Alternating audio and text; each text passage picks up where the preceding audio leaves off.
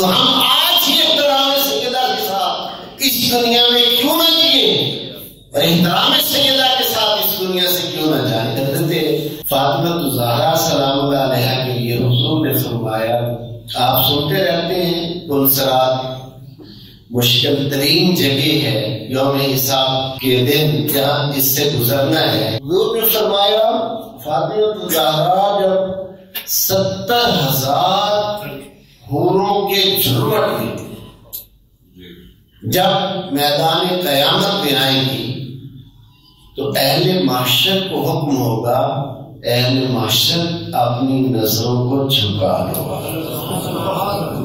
فاطمہ بنت محمد تشریف لا رہی ہیں۔ اور آقا نے فرمایا وہ پل صراط سے بجلی کی تیزی کی طرح گزر جائیں گی، جیسے بجلی کی چمک آتی ہے، ایک لمحے کے لیے آنکھوں کو خیرہ کرتی ہے اور پھر آگے نکل جاتی۔ اس طرح آقا نے فرمایا کہ وہ میدان حشر میں تشریف لائیں گی۔ اب ذرا دھیان کے ساتھ اس حدیث پہ ایک جملہ تبصرے کا سنیں اور اسے اپنے قلب و ذہن میں جگہ دیں۔ 70,000 کی تعداد میں اگر کوئی اس کے اندر جلوہ گر ہو تو کیا نظر آتا ہے کہ کون ہے کون نہیں؟ نظر آتا ہے؟ 70,000 ذرا تعداد کا اندازہ کریں، کہہ دینا آسان ہے۔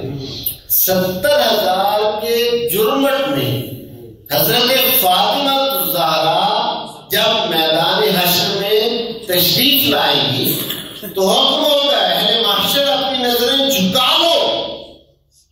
اگر وہاں احترام فاطمہ الزہرا کا حکم مل رہا ہے تو ہم آج ہی احترام سیدہ کے ساتھ اس دنیا میں کیوں نہ جئیں اور احترام سیدہ کے ساتھ اس دنیا سے کیوں نہ جائیں؟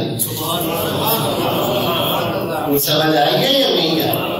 وہاں میدان حشر میں جو حکم ہونا ہے نظروں کو جھکاؤ، تو آج ہی ہم کیوں نہ جناب سیدہ کے احترام کو اپنی زندگی میں شامل کریں۔ ایک بات، دوسری بات یہ ہے کہ 70,000 کے جھرمٹ میں چھپی ہوئی کوئی عام شخصیت ہو تو وہ نظر نہ آئے۔ یہ 70,000 کے جھرمٹ میں بھی یہ ایمانی اور عرفانی حدیث کی شرح ہے جو صوفیاء صاحب نظر لوگوں نے کی ہے کہ 70,000 لوگوں کے جھرمٹ میں ہونے کے باوجود چونکہ آپ کے حسن کی خیرات ہے جو حور و غلمان میں بٹی ہے، اس لیے آپ کی شان ان سب سے جداگانہ ہوگی، اس لیے حکم ہوگا کہ نظریں جھکا لو۔ 70,000 کے جھرمٹ میں بھی جس کی شان چھپتی نہیں ہے وہ فاطمہ بنت محمد صلی اللہ علیہ وسلم کی ذات والا شان ہے۔